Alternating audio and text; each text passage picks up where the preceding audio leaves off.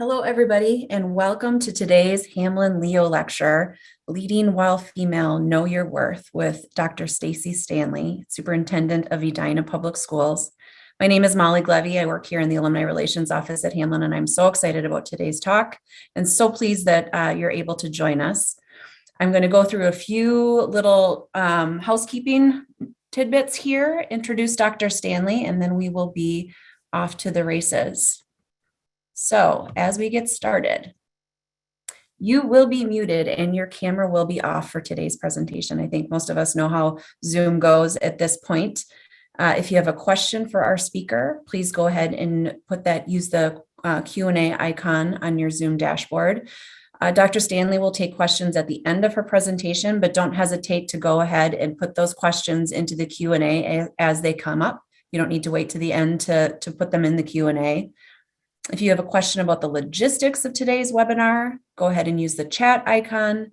Dr. Stanley might ask you to contribute by putting some information into the chat icon as well. At the end of the day, wherever you put something in, Q&A or the chat will find it. So don't hesitate to reach out as we're going along. And with that, I'm going to go ahead and introduce Dr. Stanley. Dr. Stacie Stanley joined the Edina Public Schools following 3 years as Associate Superintendent at Eden Prairie Public Schools. Prior to that, she worked in the Burnsville-Egan Savage School District for 4 years as Director of Equity and Integrated Support Services, then as Director of Curriculum, Assessment, Instruction, and Support Services. She was principal at 2 elementary schools in the Roseville District for 6 years. Dr. Stanley began her career in education as a teacher in the East Metro Integration District for 6 years. She is an adjunct faculty member at Bethel University and a member of our own Hamlin School of Education and Leadership Advisory Board. And with that, I will turn it over to Dr. Stanley. Thank you so much. Thanks a lot, Molly. Hello, everyone. It is great to be here with you today. I am so excited to be able to spend time with you to talk about this experience of leading while female. I'm really hoping that there are as many females on the call, as many males on the call as there are females on the call, because it is definitely a collaborative process for sure.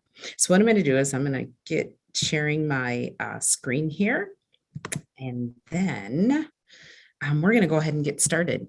As Molly said, there are some times that I will ask you to put some things in the chat, and I'll have to ask Molly to read some of those out. But I always like to start really by first finding out who's in the virtual room right now. And so if you could put in the chat and share your name, the industry that you're coming from, and the role that you hold, that is going to be great. We did our research across industries. So our book is related to specifically the education field and leading in the education field, but we really looked at research across all industries, including business, finance. We looked at engineering field. We looked at a variety of different industries. Ooh, so we have legal. Oh my gosh, disaster recovery. That sounds just fascinating. IT, I absolutely love that. Director of an upper school visitation. That is great. Great to have you here. I do see that we do have some males here, retired from 3M. Great to have you here. A consulting and nonprofit founder. That's fantastic. Hi, Danielle. I worked with Danielle Zidane years ago. And so Danielle, it's great to have you here. Let's see here. Diversity and equity leader. Great to have so many folks who are actually with Hamlin right now. Medical device manufacturing. Oh, I love the diversity of the group that is here. And so I'm going to continue to go, but I encourage others to look at that chat to find out the diversity of folks that we have across industries and across roles within the group. Since we only have an hour, I'll go ahead and get us started here. I can get my slide deck to move. So during our time together, we're going to build community as best we can within a webinar. And then I'm going to give you an opportunity to examine your worth, to look at ourselves collectively and examine our worth, and then to develop an action plan, right? Because that is always so important. So a little bit about the book that my colleagues, my mentors, my very good friends and I wrote, and a little bit about what inspired us. So Dr. Trudy Arriaga was superintendent in Ventura Public Schools, school district of about 20,000 kids in Ventura, California. And Dolores Lindsay, Dr. Dolores Lindsay, she was principal and she was professor emeritus at several universities in California. And I first met Dolores back in 2007 when I had taken on the role of program director for the East Metro Integration District. And I was really looking for a coach to help guide me in the work around diversity, equity, and inclusion within the K-12 school system. What I really got out of that was an incredible friend and a mentor that helped guide me as I moved into the principalship, and all of my district level leadership. It was through Dolores that I met Trudy. Trudy is the author of Opening Doors. And if you've never read that book and you lead in the K-12 system or you serve in any role in the K-12 system, I encourage you to read that book because it totally changed the way that I guided my leadership in the schools where I led, in the district where I led, really allowed me to be an influencer and really shift how we saw achievement disparities within schools and really shift the work so that we were truly working to eliminate achievement disparities. A little bit about the conceptual framework that we used to write the book. We use a conceptual framework called Tools of Cultural Proficiency. And the tools of cultural proficiency are 4 areas. First of all, the first tool is overcoming the barriers. And I intentionally want to focus on that word overcoming right now because 10, 20 years ago, maybe 25 years ago, our goal was to even see the barriers, right? We had been so led to not be able to even see barriers that were existing in systems because of our space in working and serving within a dominant culture environment. What I love about the tools of cultural proficiency is it allows us to say we're not just going to identify those barriers, we're not going to perseverate on those barriers, but we are going to overcome those barriers. And some of the barriers are unawareness of the need to adapt, lack of understanding about how some systems and policies impact some rather than others. Another one of the tools of cultural proficiency is the guiding principles. There's 9 guiding principles. They are foundational. So if you've worked in K-12, you've most likely created lessons or went to training in using the universal design mode. And the guiding principles are enduring understandings. We say that they exist across the many different diversities that exist within the world. And an example of one of those is people are served in varying degrees by the dominant culture, knowing that that dominant culture shifts and knowing that we as individuals may actually be in a dominant culture in one moment and then shift and be in a non-dominant culture in the next. So for instance, I am superintendent, and that puts me in the position of quite a bit of influence within my organization, while at the same time, with the multiplicity of my identities, I am female. And we know that there are lesser females in executive leadership in education, as well as being African-American. And we know that there are even lesser African-Americans in educational leadership. Another tool in the framework is a continuum. And the continuum of cultural proficiency is a tool that we can use to analyze, to diagnose, and to set a standard for the behaviors that we want to see within an organization, within a system, within oneself. That continuum goes anywhere from a space of being culturally destructive, uh, uh, all the way to a healthy side of the continuum, which is culturally proficient. Now, we all know that it is absolutely impossible to be proficient about all cultures. But when an individual lives in that space as best they can for the amount of time that they can, because we always ebb and flow of cultural proficiency, what we know is that we need to garner additional information in order to better serve those who we're working with or who we're serving. And then the last tool of cultural proficiency in the framework is called the 5 essential elements. And that is where we are going to live for a little bit for our time together. So the 5 essential elements are assessing cultural knowledge, really understanding, for our purpose today, it's going to be ourself, but we can assess the cultural knowledge of the organization.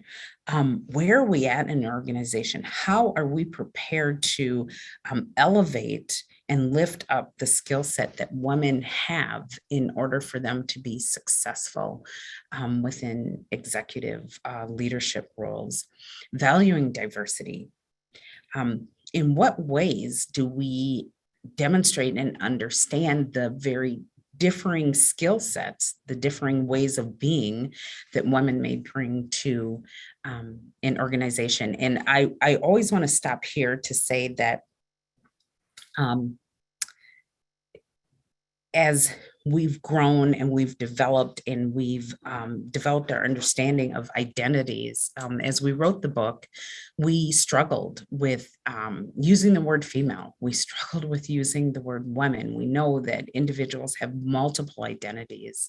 And so, you know, what I say is, and what we always say is, for this book in particular, we say that we are looking at the identities of female and women. And I've had many, many, many individuals who identified as transgender, individuals who were members of the lesbian community that said, you know, I'm having connections, I'm having similar experiences. And so just know that we do not intend to eliminate the many identities that are out there. We just found that for this book in particular, we really needed to hone in and focus in using the identities of female and women.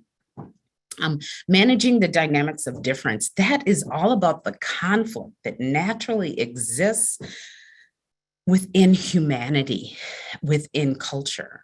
The way that I grew up and I navigated conflict is entirely different than the way that many Minnesotans navigate conflict. And that is in spite of the fact that I am a 4th generation Minnesotan, but my mother's family migrated from Mahia, Texas after the Civil War. And my dad came to Minnesota. He was born and raised in Sweetwater, Tennessee. He came to Minnesota after his service in the Air Force. And so I hold their cultural identities around conflict, which is being very direct. Adapting to diversity. How are we showing for the females, the women in our organizations, that we are going to shift and adapt to their needs? We are seeing the result of the pandemic really hit women very hard, especially women who are mothers. We found that many of the jobs that were lost during the pandemic were jobs that were mostly held by women. And so how are we looking to, as a system in the United States of labor and employment, to adapt to the diversity of the needs of women? And then the last essential element is institutionalizing cultural knowledge. So after we go through this assessing, after we really dig into valuing and understanding how we navigate conflicts and adapt, how do we take what we learned and institutionalize it so that we're not staying on this cycle, on this hamster wheel of trying to figure things out. How can we deeply inculcate those things into our organization? Now, what I want to say is, while it looks like these 5 essential elements are linear, they aren't. There are times where you're focusing truly on just adapting diversity. Sometime you may need to go back to managing the dynamics of difference. So they are not linear at all whatsoever. And for our purpose today, again, we are going to focus on assessing self-cultural knowledge, really knowing our worth, knowing and understanding what we bring to an organization as females and as women.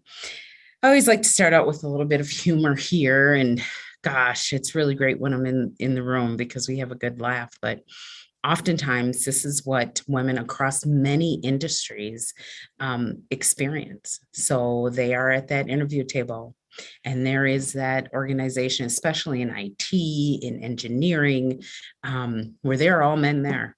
And then they ask that question, describe what you bring to this company. Now, at first, I kind of laugh about that, but then I started to think, and as we really researched to write the book, and we held a retreat with what we thought was going to be 10 women. It turned out to be dozens of women.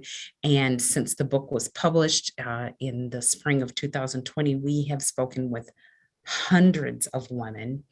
And what we've learned is we really can't describe what we bring to the company beyond something that we learned in our training.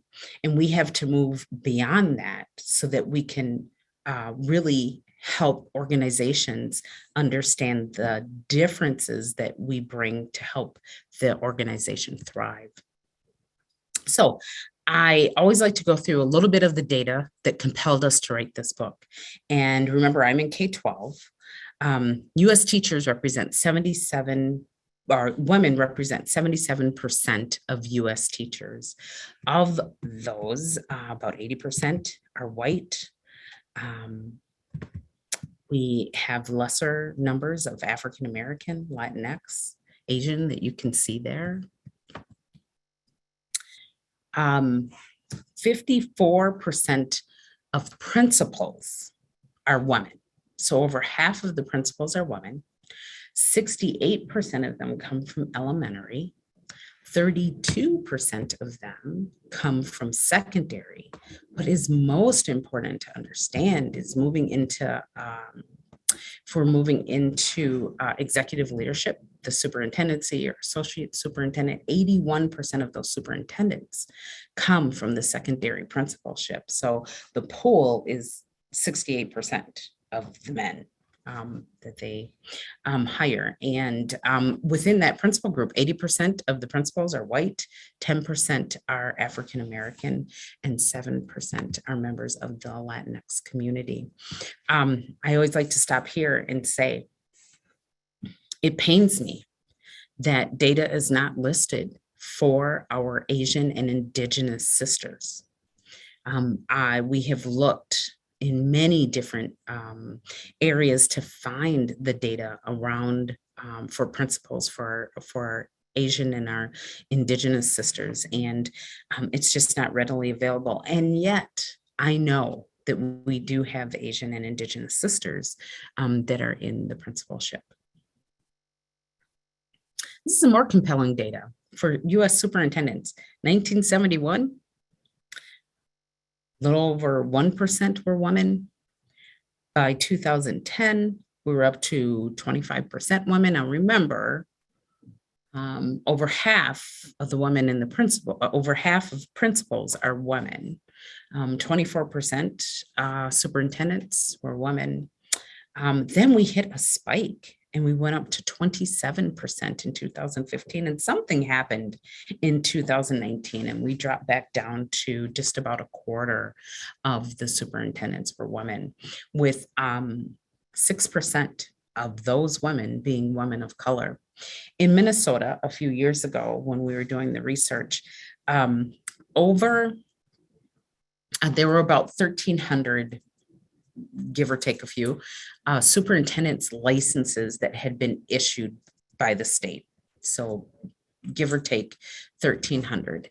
And over half of those were held by women.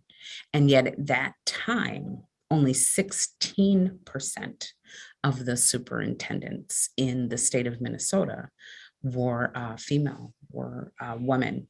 And I know that that's changed since then. I have many colleagues, Jenny Lake in Roseville, and Dr. Teresa Battle in Burnsville, Dr. Jenny Lake in Roseville. I know myself, I've moved into the superintendency. Lisa Sells has moved into the superintendency in Eastern Carver County. So I know that that has changed. We're up a little bit, and it's still fascinating that over 50% of the licenses that are issued in Minnesota are issued, superintendents licenses are issued to women. So I thought, since this is Hamlin, let's look at some of the stats that we can come up with about higher education and gender. So I found this fascinating. There is a persistent $20,000 pay gap between females and their male counterparts. And I say persistent as opposed to consistent, because this is 30 years strong when you look at the data that Bichelle and McChesney provide. What we also know is that approximately 50% of administrative positions are held by women, by females in higher ed. Put that star there because, again, that data in their research, which they are some of the most prominent researchers in this area for higher education, that data is not broken down by race. And so I really could not break that down by race for you. But 50% of administrative positions across higher ed, that's not just professors, that is all the varying departments, finance, building and grounds, all of those varying departments are held by women. But then you start to look at senior officer positions, dean positions, it drops down to 41% of those are held by women. And when you move into top executive positions, you're talking about the president, you're talking about a chancellor, less than 30% of those top executive positions are held by women. So we see across many industries, I'm seeing it K-12 and in higher ed, we see this in a lot of other industries as well. So what in the world? Remember, we are looking to overcome the barriers. We don't admire the barriers. So what in the world can we do about that? Well, what our research found is that one of the greatest hindrances for the success of women moving into the executive leadership is our own lack of confidence. We have the competence, we hold the degrees, we oftentimes are the individuals in an organization that hold the higher level of degrees, and yet we're still not feeling confident. We want to make certain that we check off every box when we apply for a job, or before we apply for a job. We want to have every skill. And what we learned from men in the research is that that just doesn't happen for them. Their idea is, I'll learn that on the job. I might not know how to handle that area of budgeting, but that's okay. Either I'll have somebody who's going to help me with that, or I will learn that in on-the-job training. And so our focus to overcome the barriers has really been about working with individuals so that we can get to know our worth, to know what we bring to the table. Because when we know and we understand that, obviously our self-confidence is higher, and we have a greater propensity to move forward to applying for these jobs. So I thought that I would utilize the iceberg. And so I don't know how many of you are familiar with the iceberg of culture, but it's kind of like that idea around the Titanic. What took the Titanic down was what was beneath the surface of the water. Remember, the captain thought, oh, that's a tiny tiny piece of ice there because he was only looking at what was above the water surface. And oftentimes when we are moving into interviews, that's what we're bringing to the surface. We're bringing our technology training. We are bringing our training around change management. We are going to specifically talk about our experiences in the field where we're at. I led a marketing team, for instance. I have I've worked on these communications projects as opposed to really knowing and understanding what our worth is, which is below the surface. Those things that are below the surface are the way that we interact with individuals that allows us to build relationships on a deeper level. You know, if you go into a company and it's a sales position and they say, what can you bring different to our company? Well, you know what? I hold the ability to build relationships in a way that is authentic, in a way that draws individuals in. And for that reason, my sales revenue is at this level. That's a little bit different than what the folks on a sales team is going to hear. And so we have to think about that deep culture. What are those cultural norms that we bring to the table that are below the surface that are going to cause us to stand out and that allow us to be incredibly successful? I actually have been out and about. This is my first year as superintendent in Edina, and I am thrilled to be here. The community has been absolutely amazing, and I often hear as I'm meeting a new person, they'll say, wow, you know, somebody said that you were very genuine and that you listen well. And as I'm meeting you for the first time, I really do see that. There is research that demonstrates that females, women, we listen at a deeper level to develop a deeper understanding more frequently than our male counterparts do. So that is something from below the surface that in my interview I talked about. I talked about how that allows me to connect across many different constituencies, across many different stakeholder groups. I also talked about, in particular, part of my worth is being able to navigate in and out of different ethnic groups. That is something that comes from growing up as an African-American woman. So what I want you to do is to really start to think about your why that compels you to do the work that you do, because this is going to allow you to move to really knowing your worth. So we always do this activity with groups of individuals. We ask, you know, I need you to list 7 descriptive words. Pull out a sheet of paper right there, wherever you're at, whether you're in your office or sitting in your living room, dining room table. And I want you to write down 7 descriptive words for your why. What compels you to do the work? And then I'm going to invite you to use those words to write a sentence. Okay. And yeah, you can definitely add additional words in there to make it a complete sentence. But once you get those written, I'm going to invite you to type that into the chat and share that because that is the way that we are able to engage within our webinar. And then Molly is going to read some of those off for me. So again, 7 descriptive words to describe your why. I'm going to invite you to push down to that below the water surface level for your why.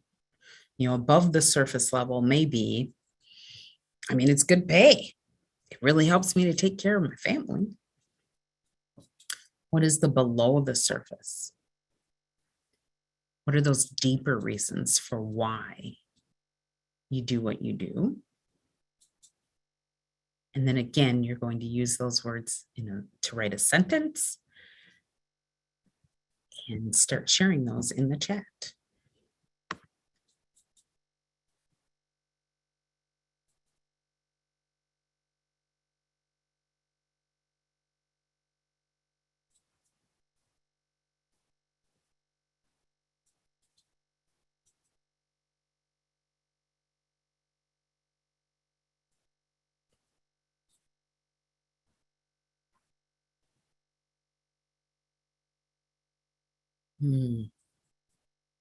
Actually, Molly, I'm able to see a few of these things, a few that are coming in right now. So Anna says, changing lives, the power of education, interaction, connection, passion, innovation, community partnerships. It's great. Now imagine, Anna, if you go to that interview, what do you bring to the table that's different? I'm about changing lives. I understand the power of education, the meaning of those connections.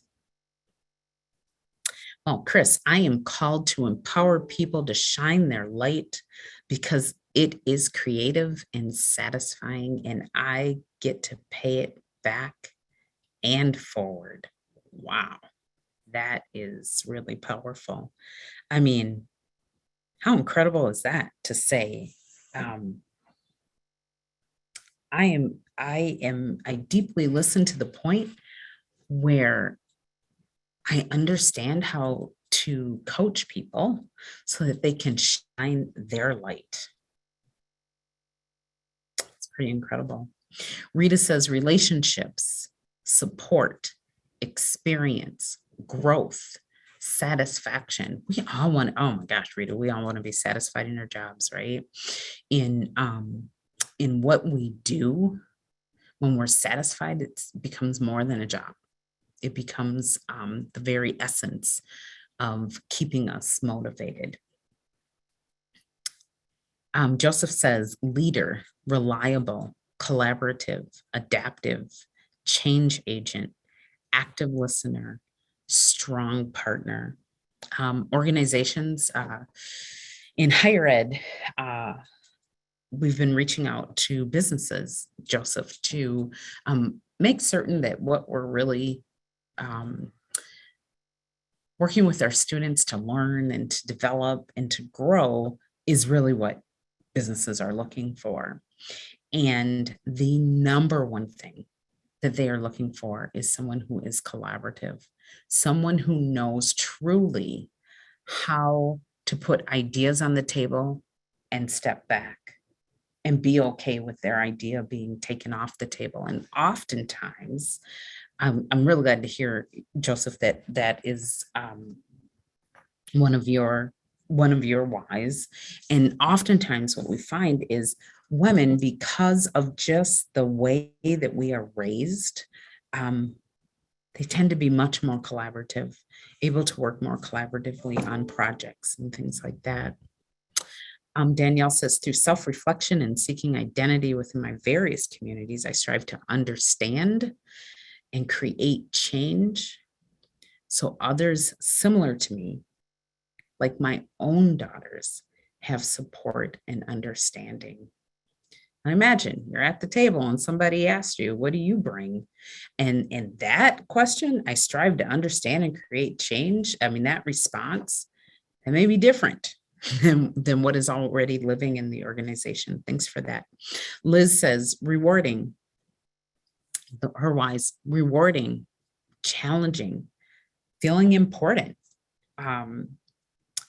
There actually is a change model, a managing change model called SCARF.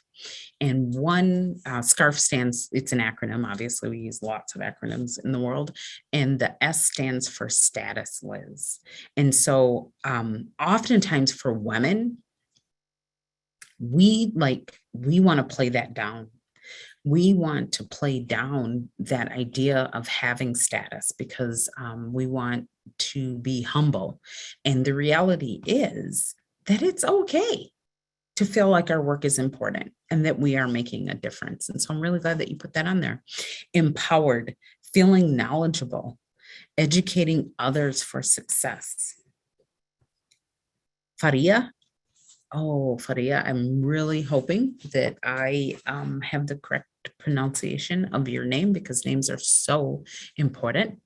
Nurturer. That's pretty powerful. I know I am the mother of, well, I am the mother of 3 kids, but I'm the grandmother of 4 grandchildren. And there is nothing that I want more from my grandchildren than to have an educator who nurtures, right? It's great that they know their content. I really want them to know how to teach, physics and how to nurture. A teacher, loving, caring leader, saves lives, changes lives. That's what I want. That's what I want in a leader for my grandkids. Thank you very much. Anna, I love my work because it supports those qualities that I value in myself and others.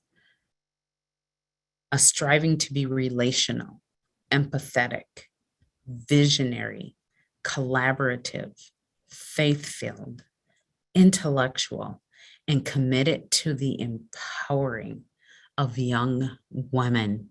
Anna, you're hired. Those are all of what folks are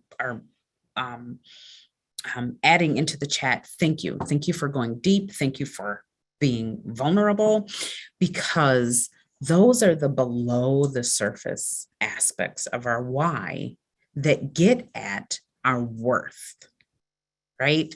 So our worth is not about knowing how to write a strategic plan. Our worth is about being visionary. Our worth is not about working on a project together.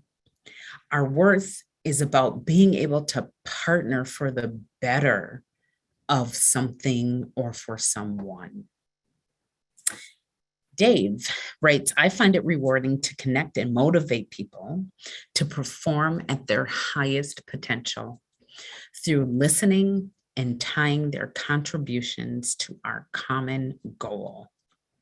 Yeah, I mean, motivating people, Dave, that is incredible to have that ability to influence like that. And in no time, like in my opinion, well, in my time I've been on the planet, I think it is so difficult right now in the pandemic. Folks are losing their stamina. Sometimes it's hard for them to see that there's hope. And so to be able to connect with individuals and motivate them to perform at their highest potential, that is really powerful. All right, so we're going to move on. Thank you, everyone, for sharing those. I wish I had time to go through. What I'm going to invite you to do is to take about 30 seconds to really think about, we as adults, we just do not give ourselves time to reflect, right? Because we're in a hurry. We just don't give ourselves time to do that. Not all of us. I know that there are some, I'm a journaler. I know there are some who take that time, maybe on your drive home, or maybe if you're at home all day now, working from home, maybe you take that time. But what are you reflect on? What are you learning about yourself? So from listing those descriptive words for your why, what are you learning about yourself and your worth? I just want to give you about 30 seconds to really think about that.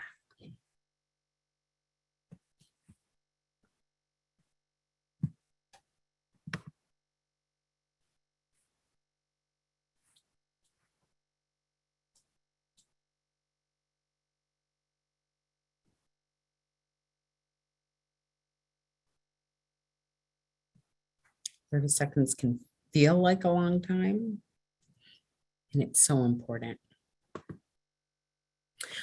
All right, Well, I want to highlight for you a portion of a table that we have in the book.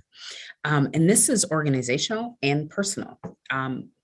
We believe that organizations and individuals have to understand the pitfalls, the pipelines, and the pathways. And you'll remember I said that there is a continuum of cultural proficiency, and then it ranges anywhere from cultural destructiveness all the way up to cultural proficiency. And we modified it just a little bit based on our research, where we said the pitfalls, those are those items that are culturally destructive, they're culturally incapacitating, they're culturally blind. Some examples are when leaders ignore and defend inequity data that has effect of maintaining the status quo. So those questions of, well, is that actual data? Does that happen everywhere? Is that just within this industry or that industry? Questions are great. Let's look at those and let's be honest and reflect that the data is there. I mean, that, you start out with 50% in higher ed, 50% of the administrative roles are held by women. And by the time you get to the executive leadership roles, it drops down to 28%. There's something that's going on there. Do we structure meetings with little or no opportunity to hear diverse voices and opinions? Do we set it up so that we have what the review of the literature called the meeting before the meeting? So a small group of individuals, of leaders, maybe executive leaders, meet. They come up with the decisions, and then when they go out into the broader, more diverse group of individuals that may include more women, more females, the perception is that they're really garnering that voice, but the decision has already been made. Resist changes that aid in the recruitment of women in leadership. Oh, we don't want any affirmative action that's happening for women. I mean, come on, we see more women than ever in these leadership roles. And so we may resist, going out, conducting recruitment in certain areas or in certain, say, all-female colleges. Assign women of color to diversity and equity leadership roles, excuse me, that have limited influence or power. I want you to think about your company right now and think about the individual who holds the DEI role. What's their gender? What's their race? What's their age? Are they bilingual? Are they monolingual? Just think about that.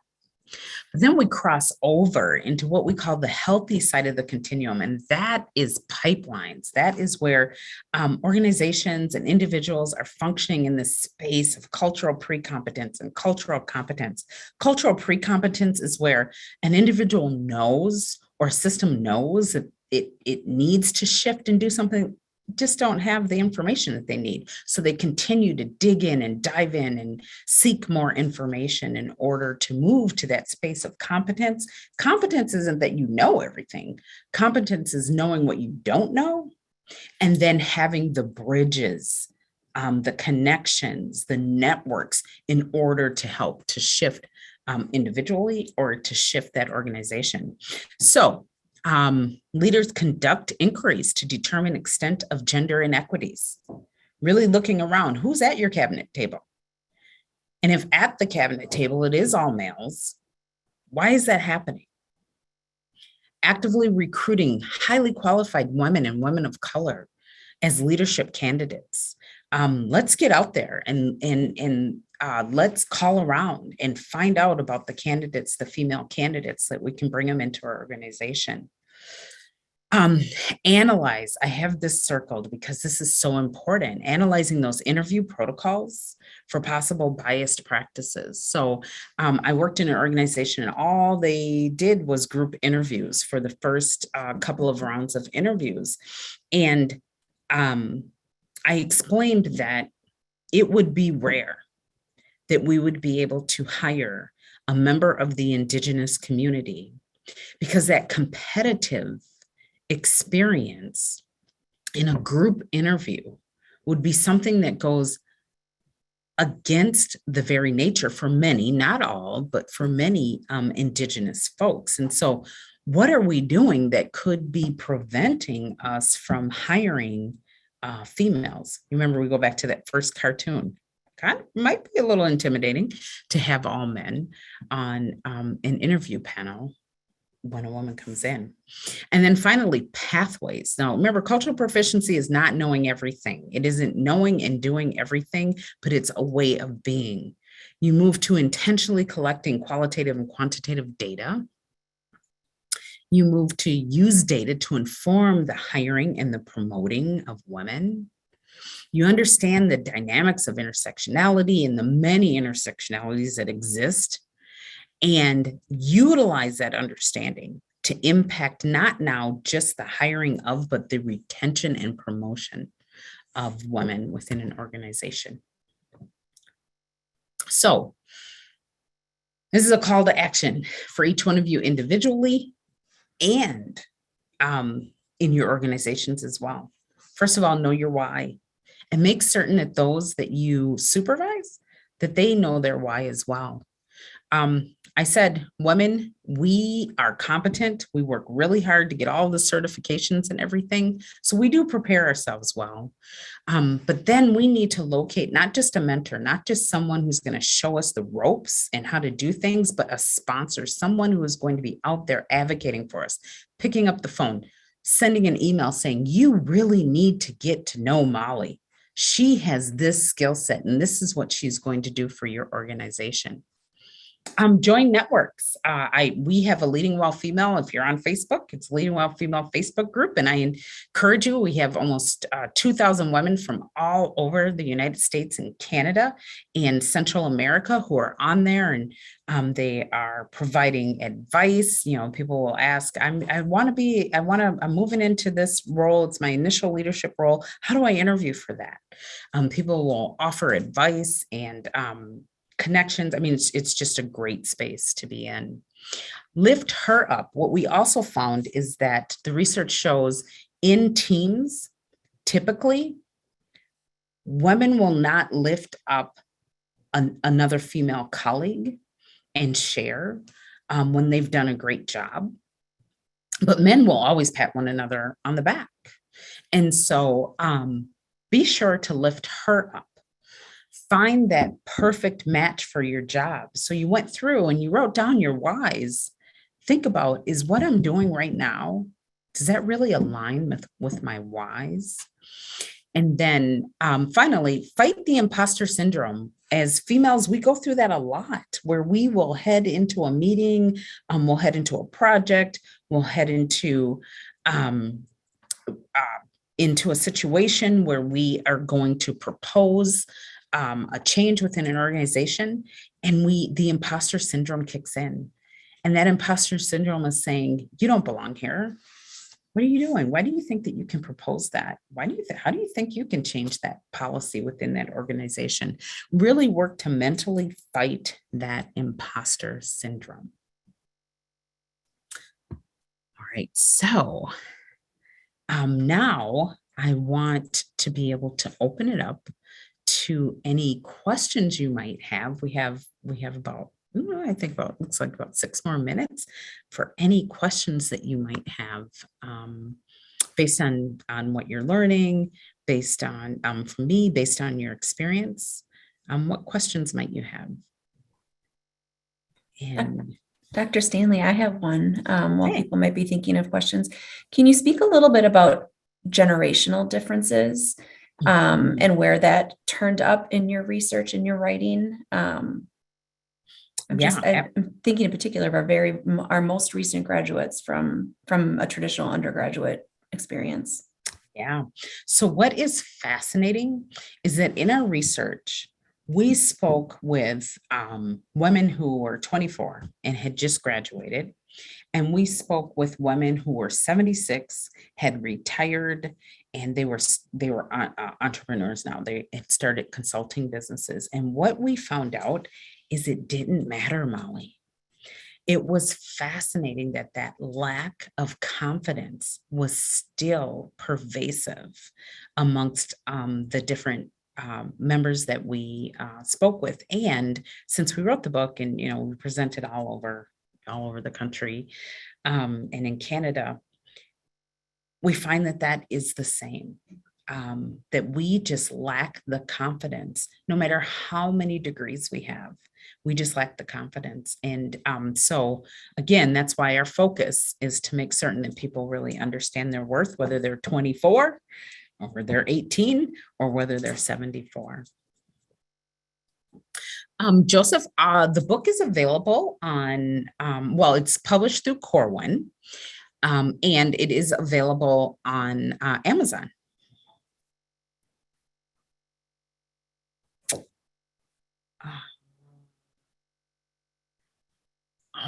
Oh, but Faria, I'm hoping that I pronounced your name right. Names are so important, and families spend so much time on names. So forgive me if I don't. You said you are one of first generation immigrant in Minnesota from Somalia. That's fantastic. And I see where our community is heading, and I have an obligation to support them. Gosh, I wish I could sit down for a cup of coffee with you on that one, Faria. We could probably have some really good conversations. And thank you. Thank you for being a leader within your community. Joseph, you bet.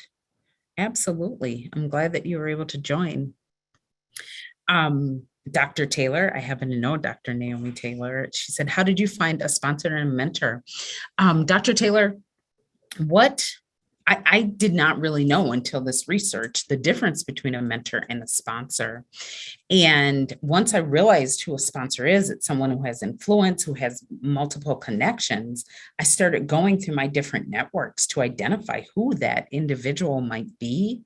And then you have to call them and say, hey, I'm really interested in whatever it is.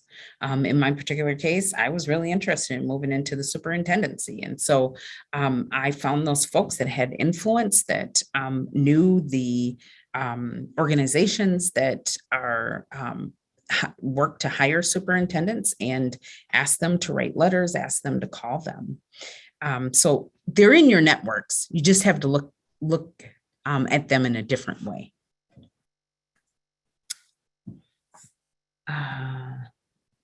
Let's see. What would I tell my 25-year-old self? Wow, Rita. First of all, I have to think back to when I was 25. That was a long time ago. I would say, trust your instincts. Know there is value in you being a listener. There is value in embrace your introvertedness. I would say that to myself. I would say that my collective spirit is going to benefit me in the future. Ooh, I love that question. Thank you, Rita. How am I doing on time, Molly? We're good. I think we've got 2 more questions in the Q&A. Okay. And I'm gonna read them both to you. They're both big questions. Okay. So we'll get to those, and apologies for those whose questions we didn't get to today. What advice do you have for advancing in a very male-dominated field? And then the second one that we could get at before we end here: how does one get buy-in for change? Academia is so ingrained with the past. 2 different topics, but big questions both. Advancing in a very male-dominated field, sponsors are really important within that area. Make sure, like I said, we usually do, but make certain that you are very well prepared. Find a sponsor who has influence in that area and networks. Start networking. I am going to learn how to play golf. I do not know how to play golf, but what I find is a lot of the information that you can get about leading a district is found on the golf course. So find those areas within your industry that people are getting together and sharing, some of the powerful information. So networking, find a sponsor, and identify those areas where you can get in with some of the influencers within your industry. And then how does one get buy-in for change? Okay, I'm kind of a organizational change geek. And so there are some models that are out there that are really powerful for organizational change. And so I would say, there's managing complex change model that was created by, actually it was created by a woman, and then a man kind of redid it, and he gets credit for it, but his last name is Noster, Knoster. I had mentioned, there's the work by William Bridges that really focuses on change. Oftentimes we see change as an event, and it really isn't an event, it's a process. And so we have to find where we can enter, Rita, into that process of change, and then guide either your department, a team, your colleagues, and organization. And it doesn't happen overnight. It takes quite a bit. Data is really powerful, though. Data can compel an organization to begin the process of moving forward.